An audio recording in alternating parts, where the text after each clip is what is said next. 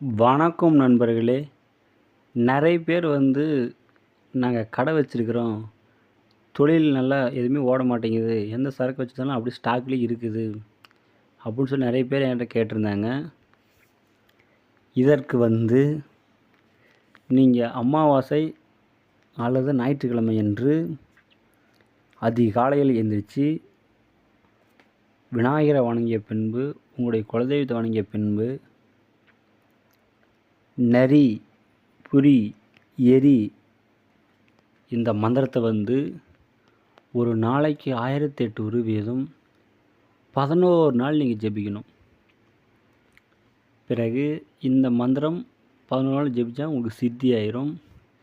சித்தியான பின்பு நீங்கள் காலையில் உங்களுடைய கடையை திறந்த உடனே இந்த மந்திரத்தை சொல்லிகிட்டே ஒரு பொருள் எடுத்து உங்கள் கஸ்டமருக்கு கொடுத்தீங்கன்னா உங்களுக்கு வியாபாரம் நல்லா ஓடும்.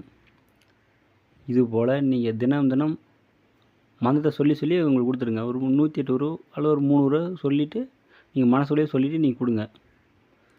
கண்டிப்பாக 100% தொழில் நல்லா போகும்.